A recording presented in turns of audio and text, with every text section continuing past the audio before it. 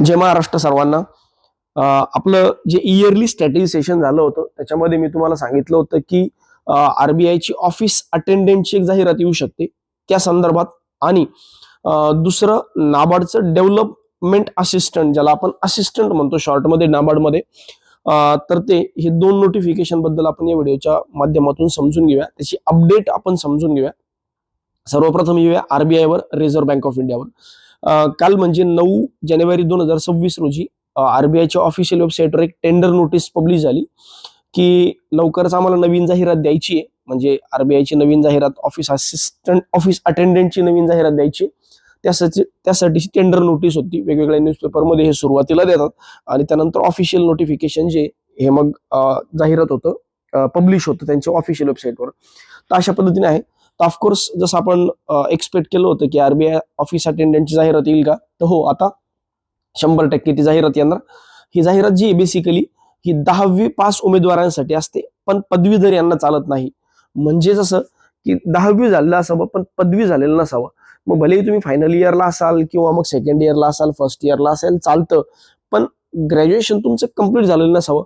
आता त्या दिवशी माझ्याकडे एक मुलगी आली होती, तिचं असं म्हणणं होतं की सर माझं ग्रॅज्युएशन झालं नाहीये कारण की माझा एक सब्जेक्ट बॅक आहे. तर मग मी रिचेकिंगला फॉर्म टाकू का? जर रिचेकिंगला टाकला तर पास होण्याची पॉसिबिलिटी असते, आणि जर मी पास झाले तर मी ग्रॅज्युएट होईल, मग मी आरबीआयच्या ऑफिस अटेंडंटला एलिजिबल नसेल. तर हो, बरोबर आहे. तर सेम तसं असतं की तुमचा रिझल्ट लागलेला नसावा. म्हणजे जरी तुम्ही फायनल इयरची एक्झाम दिली असली चालतं, पण तुमचा रिझल्ट लागलेला नसावा आरबीआय ऑफिस अटेंडंटसाठी. आता हे झालं एलिजिबिलिटी. बाकी एज लिमिट अराउंड 18 पासून मिनिमम 18, मॅक्सिमम 25, ओबीसी साठी +3, SC ST साठी +5 अशी एज लिमिट असते. त्यानंतर exam pattern single exam pattern असतो, एक सिंगल एक्झाम आणि फायनल सिलेक्शन LPT होते, लँग्वेज प्रोफिशियन्सी टेस्ट. कारण या सर्कल वाईज जागा ज्या आहेत त्या निघल्या जातात. म्हणजे आरबीआयचं जे आता महाराष्ट्रामध्ये 2 ऑफिसेस आहेत, जसं की एक मुंबईला आहे आणि दुसरे विदर्भामध्ये नागपूरला. तर त्यांसाठी वेगवेगळ्या जाहिराती येतील. आणि असं असतं की तुम्ही कुठल्याही एका याच्यातून अप्लाय करू शकतात, एका डिव्हिजन मधून अप्लाय करू शकतात, मल्टिपलला तुम्हाला अप्लाय करता येत नाही. तर सिंगल एक्झाम प्रोसेस आहे, म्हणजे सिंगल सिलेक्शन प्रोसेस आहे. त्यानंतर सिलेबस जो असतो तो जसं क्वांट रिझनिंग, इंग्लिश आणि GA अशा पद्धतीने असतो. बाकी हे नोटिफिकेशन जे आहे हे जानेवारीच्या 3rd वीकमध्ये येणं एक्सपेक्टेड आहे. फेब्रुवारी एंडला किंवा मार्चमध्ये मोस्टली एक्झाम होईल. त्याबद्दल पुढच्या डेटचे अपडेट जे आहेत जसं माझ्याकडे पोहोचतील तसे मी तुम्हाला देतो. हा झाला एक मुद्दा. दुसरा मुद्दा नाबार्डच्या डेव्हलपमेंट असिस्टंट बद्दल, ज्याला आपण असिस्टंट म्हणतो, क्लरिकल कॅडरची पोस्ट आहे, म्हणजे ग्रेड Aच्या खालची पोस्ट नाबार्ड मधली. त्यापूर्वी एक सांगू इच्छितो की जे नवीन विद्यार्थी आहेत, बँकिंगची प्रिपरेशन करणारे एकदम नवीन विद्यार्थी, फ्रेशर्स, अशा लोकांसाठी आपण 15 जानेवारी 2026 पासून एक नवीन बॅच सुरू करतोय. मोस्टली ही बॅच 15 ची 16 होईल, कारण की 15 तारखेला अक्रॉस महाराष्ट्रामध्ये म्युनिसिपल कॉर्पोरेशनची इलेक्शन असल्यामुळे ती डेट जी आहे ती त्या दिवशी सुट्टी ठेवली आहे. तर मोस्ट प्रोबेबली आपण ती 15 ची फक्त एक दिवस पुढे म्हणजे 16ला ढकलूया. म्हणजे 16 जानेवारी पासून आपण नवीन बॅच सुरू करतोय अशा विद्यार्थ्यांसाठी जे एकदम फ्रेशर आहे, ऑनलाईन ऑफलाईन स्वरूपामध्ये. जर तुम्हाला ऑफलाईनला ऍडमिशन पाहिजे तर ऍडमिशन लिमिटेड आहे, त्यामुळं दिलेल्या नंबरला तुम्ही व्हॉट्सअप करून टाका. दिलेला नंबर म्हणजे जसं शिवचा नंबर आम्ही नेहमी देतो, तर त्या नंबरला किंवा 8694947070 या नंबरला कॉल करून पण तुम्ही इन्क्वायरी करू शकता ऑफलाईन बॅचसाठी. ऑनलाईन बॅचसाठी डायरेक्ट 16 तारखेपासून तुम्ही डेमो लेक्चर अटेंड करू शकता. त्यासाठी फक्त युट्यूबला मात्र सबस्क्राईब करून ठेवा. डेमो लेक्चर आपले युट्यूबला होतील ऑनलाईनच्या विद्यार्थ्यांसाठी.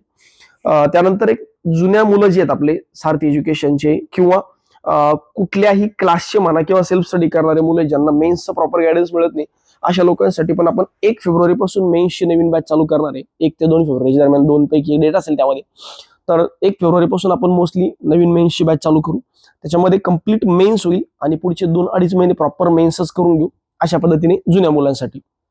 बाकी आपण नाबार्डचं डेव्हलपमेंट असिस्टंट बद्दल बोलत होतो. तर ज्या जागा आहेत नाबार्डच्या डेव्हलपमेंट असिस्टंटच्या, म्हणजे नोटिफिकेशन हे जानेवारीच्या एंडला किंवा फेब्रुवारीमध्ये येऊ शकतं असा माझा अंदाज आहे. बघा, आता हे जे अंदाज आम्ही देतो याचा अर्थ असा आहे की याच्या मागे एक अनुभव असतो, याच्या मागे काहीतरी लॉजिक असतं. असं रॅन्डमली देत नाही. पण याचा अर्थ असंही नाही की 100% हे जे खरं होईलच म्हणून. मोस्ट प्रोबेबली येतं, कुठली गोष्ट अंदाजे सांगत नसतो, अनुभवानुसार सांगतो. पण याचा अर्थ असाही नाही की ते 100% खरंच होईल. पण मी एवढं तर गॅरंटीने सांगतो की नाबार्डचं डेव्हलपमेंट असिस्टंटचं नोटिफिकेशन 101% येणार. थोडं मागे पुढे होऊ शकतं, बट नोटिफिकेशन डेफिनेटली आएगा, मतलब आएगा, 100% येणार म्हणजे येणार.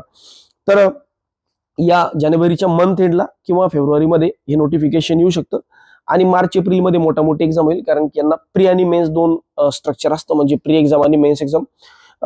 मुंबईसाठी मला असं वाटतं म्हणजे एक 100 जागांच्या आसपास किंवा 100 जागा तुम्ही एक्सपेक्ट करून चला की 100 जागांची जाहिरात जी ही यावेळेस असेल. तर हे नाबार्डचं डेव्हलपमेंट असिस्टंटचं आहे. सो ग्रॅज्युएट जे लोक झालेत की ज्यांचं आरबीआय अटेंडंटला अप्लाय करू शकत नाही, तुम्ही लोकांनी नाराज होऊ नका, अभ्यास चालू ठेवा आणि तुम्ही या नोटिफिकेशनसाठी वाट बघा किंवा अभ्यास चालू ठेवा. हे जे नोटिफिकेशन आहे डेफिनेटली येणार म्हणजे येणार, एवढी गॅरंटी माझी. बाकी अभ्यास चालू ठेवा, टेन्शन घेऊ नका. आणि सार्थ एज्युकेशनच्या युट्यूब चॅनलला सबस्क्राईब करून ठेवा, कारण इथे माहिती ऑथेंटिक मिळते. जोपर्यंत माहिती असत नाही तोपर्यंत मी कधीच बोलत नाही, हे तुम्हालाही माहिती आहे. बाकी सबस्क्राईब करायला विसरू नका. धन्यवाद.